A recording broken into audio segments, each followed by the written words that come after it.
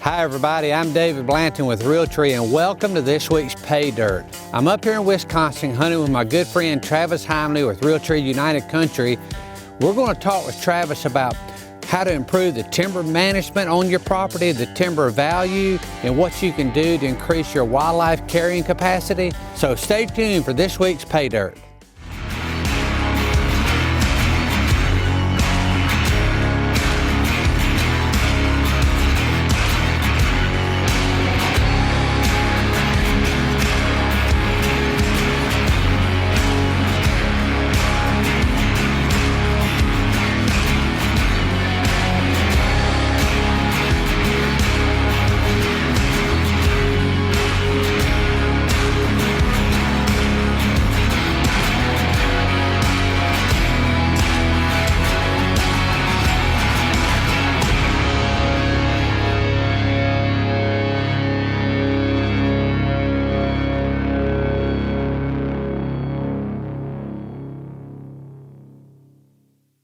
First thing we're going to talk about is timber management, and Travis, this is a fantastic example of what y'all did several years ago to improve the habitat for wildlife and also improve your timber. Oh, absolutely, and you know it's not as easy as just going in there and cutting trees down. I mean, you got to sit down with a forester, develop a plan. Great point. And just figure out what your outcome you want to have with your timber stand, and the forester can help you with that totally. But a forester is your number one person to talk to before you start cutting. So anybody all across the country, regardless of the amount of land they may own, a forester can come up with a game plan for that person. That is correct. Whether it's 1,000 acres or 20 acres. Yep. Absolutely. Fantastic. Great point. Yep.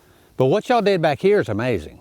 Yeah, it turned out great. The forester actually brings people here to show what we've done, because when you do something like this, initially it's not going to look good. I mean, it looks like it's been, scalped, and it just doesn't look the greatest.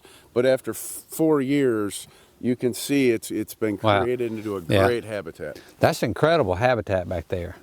Now, Travis, another thing that's so popular around the country right now is deer management, and it really starts with managing your does, because that's what seems to get out of hand for everybody. Correct. It's that old attitude that we got to keep the does because they're the ones that bring the fawns. That's right. That's right. That's right.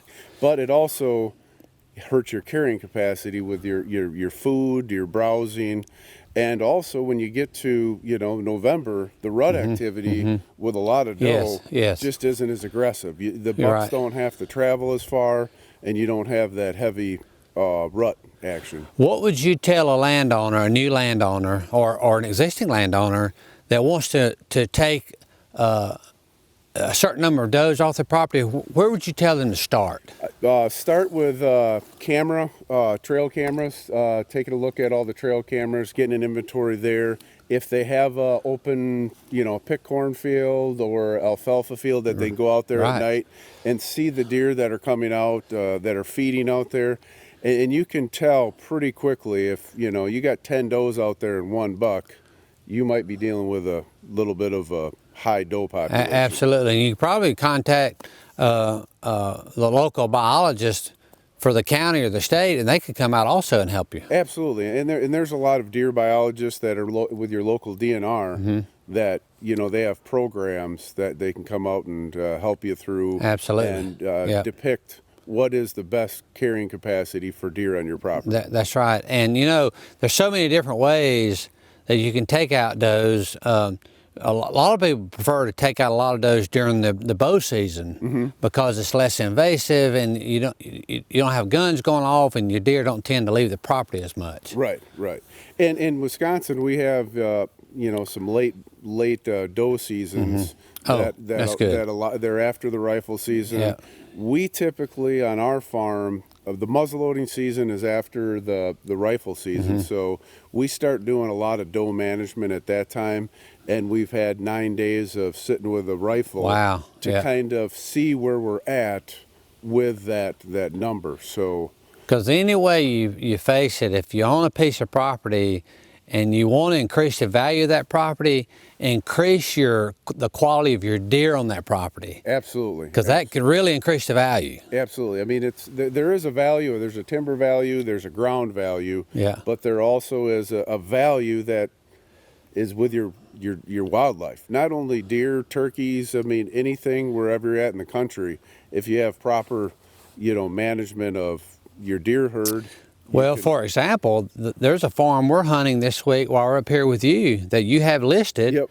That has been managed so intensely over the last several years, and his deer herd is off the charts good because of all the work he's put into it, and it's worth probably the land that it sits next to. It's worth more than that. Absolutely, and the camera pictures, the years of the seller that's putting together the plan and the access and everything. It's doing the right thing is going to be drives the value up. Drives the value up more than just bare ground. And anybody can do that to their own land. It just takes time and Absolutely. the right plan. I mean, Absolutely. getting a plan together is the biggest thing. Well, Travis, thank you so much for being a part of Pay Dirt. Thanks for coming up, and it's great to be part of the Pay Dirt episode. Well, it's great to be up here in Wisconsin. It's my first time ever hunting Wisconsin. It's absolutely beautiful country, and I'm having a blast. And hopefully we can get these bucks off of lockdown. Absolutely. And make it happen. But we have covered some great points today. Absolutely, and all that